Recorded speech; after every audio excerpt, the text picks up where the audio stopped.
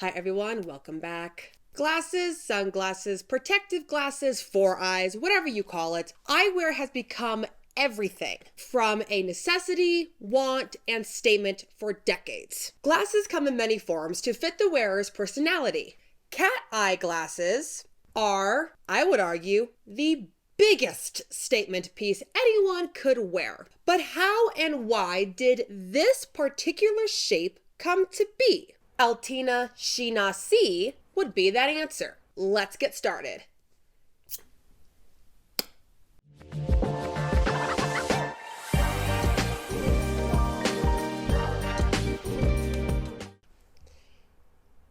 I could probably take these off. Altina Schinasi was born on August 4th, 1907 in New York, New York. She was the youngest child born to wealthy fine tobacco businessman Morris Schinasi, who immigrated to the United States in 1880 from Turkey. It is in Turkey where he made his fortune selling ready-made cigarettes. Totally not planned on my end. In 1893, he exhibited his invention of a cigarette rolling machine at the 1893 Chicago World's Fair.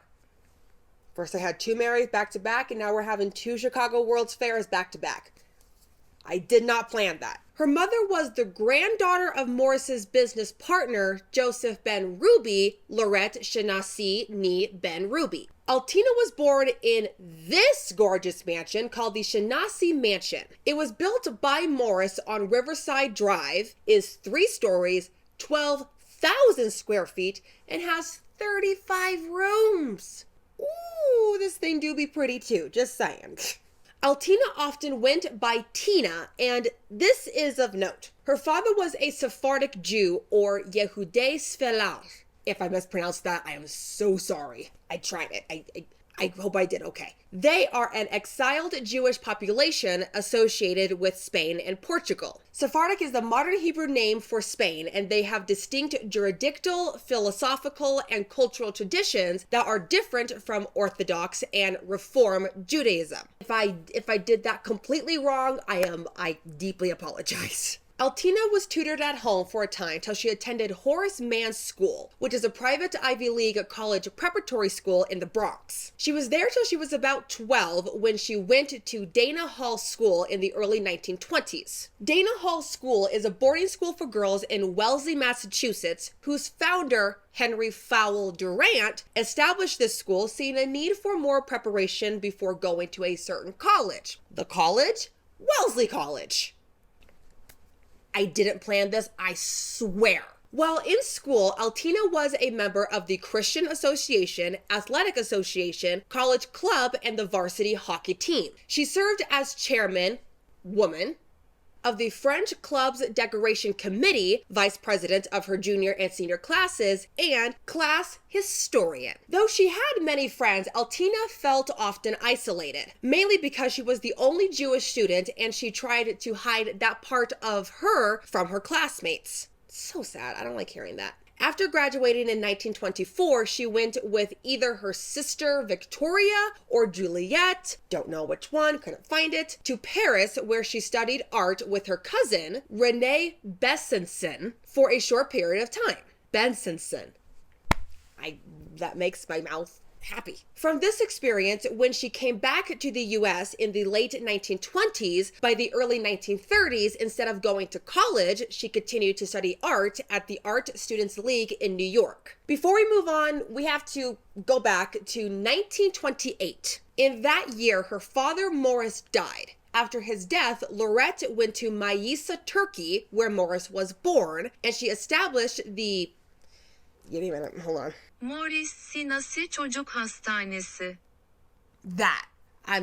That's not coming out of my mouth. Or the Morris Schinasi Children's Hospital, where it still operates today. It was after that Loretta, one of the sisters, and Altina then went to Paris. Altina studied art with Samuel Halpert, who was a Russian Jewish immigrant at the Nicholas Roerich Museum in New York City. She got her first job with Peter Copeland designing windows for stores along Fifth Avenue. It was while working this job she worked with surrealist Salvador Dali, whose work you might know best is The Persistence of Memory. But his works, I don't know how you haven't seen at least one of these freaking weirdly cool pieces, which, this is awesome. Surrealism developed in Europe after World War I that became an art and cultural movement that aimed to allow the psycho non-conscious mind to express itself. And that resulted in the weird, dreamlike, confusing, the hell scenes. Truly. Some of these paintings, it's like, what the hell is going on? And believe it or not, things got weirder after World War II, with everyone fleeing from Europe to the US to escape.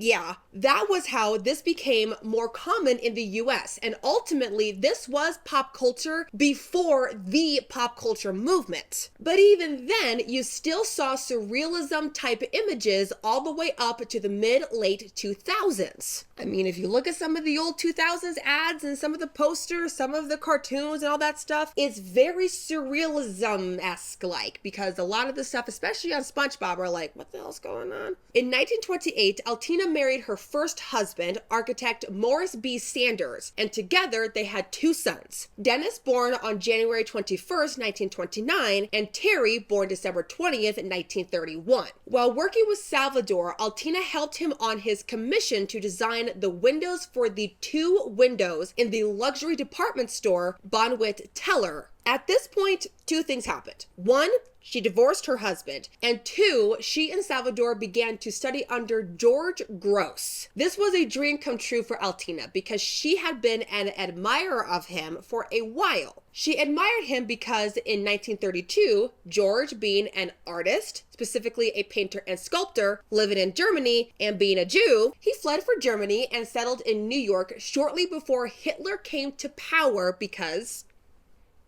reasons. In fact, when his ship docked after he went back to get his family in New York on January 23rd, 1933, that was a week before Hitler came to power. Talk about literally getting out in the nick of time. Literally by the skin of their teeth. I would admire that too. Also, a lot of his stuff is just really cool looking. Altina studied with him in a school he set up along with another Jewish painter, Maurice Stern. Unfortunately, the window display Altina and Salvador designed ended up being changed because it wasn't received well and management wanted to change it. Salvador, being an artiste, put up a fuss. So much of a fuss, he busted a window. You want to change my window painting? You got no more window. The replacement wasn't pretty. This takes us to a cool day in the late 1930s. Walking down Fifth Avenue, Altina was looking at the window displays and came across a display that was not good. It was pretty dang masculine and just ugh. Seeing that, a light bulb went off in her head. Quote, I passed the shop of an optician and I saw this oil painting of glasses glued onto the face and I thought, that really is so ugly. And then Dorothy Parker was writing verses, men never make passes at girls that wear glasses. And I thought, well, something better could be done than just these awful glasses that looked like the time of Benjamin Franklin. And I said, what would be good on my face? I thought of a mask, a Harlequin mask. They really appeal to flatter a face, end quote. That led her to create the most iconic eyewear in Herstory. Taking inspiration from Venetian carnival masks, she used this to shape the mask in the eyewear frames she envisioned. She wanted to create a more theatrical, stylish, mysterious, whimsical, romantic eyewear, specifically for women, by exaggerating the natural shape of the eye. She patented her design she called Harlequin after the classical Italian character from Commedia dell'arte, which was an early form of professional theater that was popular throughout Europe in the 16th and 18th centuries. At first, her design was rejected by most retailers and department stores because it was seen as too edgy. Being the persistent woman she is, Altina negotiated with department stores and finally got a partnership with Lugine, which was an eyewear store on Madison Avenue, and from there she set up production and soon opened up an office where she supervised distribution and marketing. When these glasses went public, they exploded. One of the first pairs were bought by Vogue and Vanity Fair writer and socialite Clara Booth Luce. And since she writes for two of the top women Amy magazines, this made it even more popular. By the late 1930s, the cat eye glasses became a very popular fashion accessory worn by American women. And by 1939, her design was recognized by Life magazine as well, and she won the Lord & Taylor Annual Design Award, being credited for Altina's Harlequin glasses, transforming eyeglasses into an official fashion accessory. As we know, these glasses changed everything, from celebrities like Elizabeth Taylor, Jane Jacobs, Marilyn Monroe, and most famously Audrey Hepburn in Breakfast at Tiffany's. The Harlequin eyeglasses were the glasses to have from the 1950s and 60s, complete with the beehive hairstyle that when you think of women's fashion in the 1950s, this look comes to mind. They fell out of popularity in the 1960s when the bug eyeglasses became the new trend in the 1970s that mainly started the sunglasses fashion trend. But by the 1990s, they slowly started coming back, and by the late 2010s, were popular again.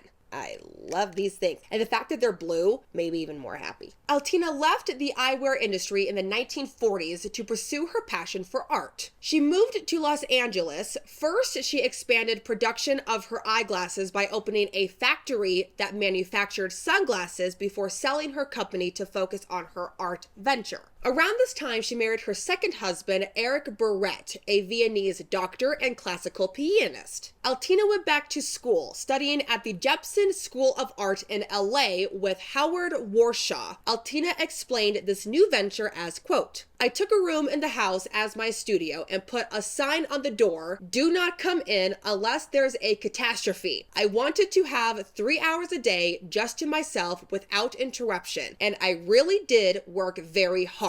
End quote. Her hard, uninterrupted work paid off astoundingly. Her large paintings were selected for the Los Angeles County Museum of Art artwork competition called Juried Show. This is designed for artists that would like to see how their works compare to others. In her uninterrupted studio, she spent years working on what she called characters sculptures. These were part sculpture, part seat sculptures made from fiberglass and plaster, and were featured on Good Morning America and was on the cover of the Los Angeles Times magazine. While doing all this, she volunteered as an art therapist and muralist for many years at Tender Loving Care, now known as Synonym, an experimental mental health center in Santa Monica, California. With her being an artist in sculpture, drawing, painting, and being in LA, it's no surprise that she went into filmmaking in the 1960s. In 1960, she produced a short 29-minute documentary film about her former art teacher called George Gross's Interregnum. It featured the anti-Nazi artwork of celebrated artists as well as George. He gave Altina his permission and signed a contract that George wrote by hand on a napkin. In 1961, the film was nominated for an Oscar for Best Documentary Short, and it won first at the Venice Film Festival in Venice, Italy in that same year. Note, Altina is credited as producer with the name Altina Carey, which was the last name of her new husband, Charles Carey, because her last husband, Eric,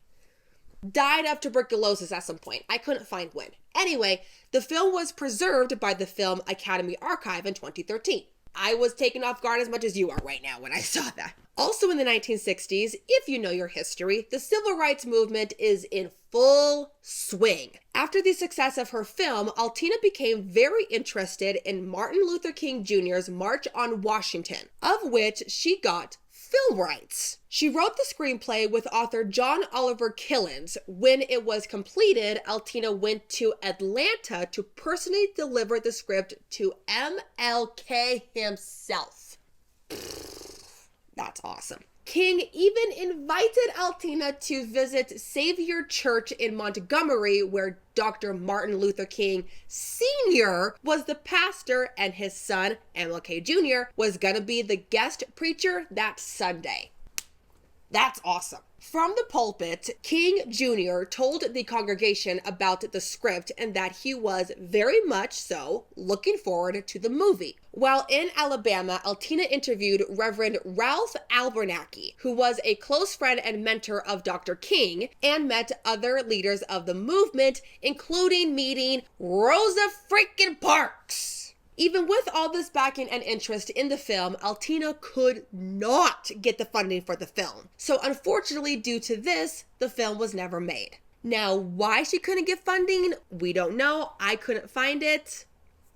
Given the time period, I think the maths. Altina continued to work on her art, and in 1973, Altina moved to Washington, D.C., where she would live for the next 17 years. In 1978, she was interviewed by the local Washington, D.C. news station about her upcoming exhibit at the Touchstone Gallery. She was also asked about her work, experience at Synonym, and her life. At some point, she hired Celestino Miranda, who was seeking asylum in the U.S. from Cuba and divorced her third husband. Don't know when, but all that happened at some point in time. Celestino was a gifted artist in his own and became a great inspiration and collaborator while working with Altina. Celestino even traveled with Altina to Santa Fe, New Mexico for the summer in early 1980. They got back to DC when the summer ended, and that next year they were married in 1981. Then in 1990, they moved and settled in Santa Fe. This would be Altina's last move. She established herself in Santa Fe, continuing to paint, sculpt, and became known to keep a welcoming home and hosted a lot of large gatherings with friends, acquaintances, and neighbors. By this time, her two sons, Terry and Dennis, had both become respected film directors. Terry produced and or directed over 70 movies, TV specials, and documentaries, even becoming a two-time Oscar winner. Dennis received his master's from UCLA and became a film director, producer, and screenwriter, also winning 2 Oscars. Him and his brother Terry co-wrote together a couple times, including in 1958, where both brothers wrote the adapted screenplay for the 1958 World War II film, The Naked and the Dead. Dennis unfortunately died of a heart attack in December of 1987 at only 58 years old. In 1995, Altina wrote and published her memoir, The Road I Have Traveled, and continued painting with her husband till the end of her days. Altina Schinasi Miranda died on August 19, 1999 in Santa Fe, New Mexico at the age of 92.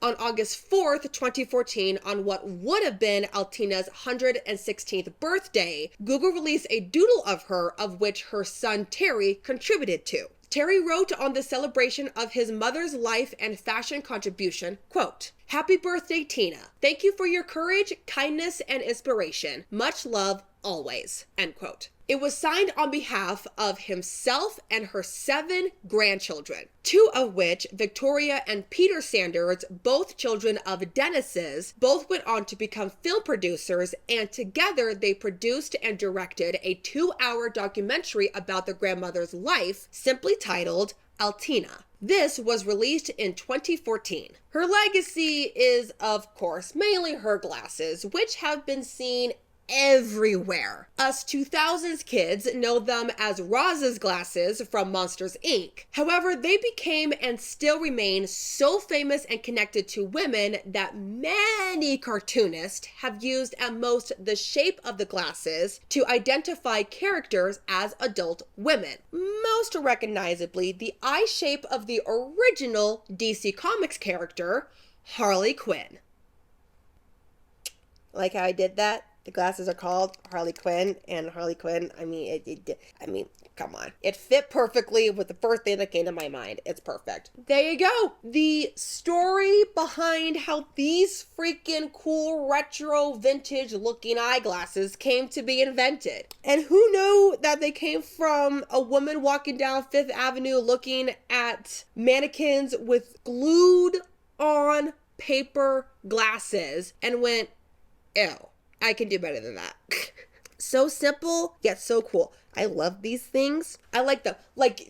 You put these on and you just become a whole freaking vibe. I'm just saying, you become a whole vibe. If you learned something today, and I sure hope you did, please like, share, and subscribe to this channel. And while you're down there, please leave a friendly comment. Do you have a pair of these? And if so, please tell me. These things are so fun. Yeah, I have to run errands after this. I think I'm just gonna wear these the whole time. I will see you in the next video. But until then, honey, don't be well behaved. You just may make herstory. See you next time, guys.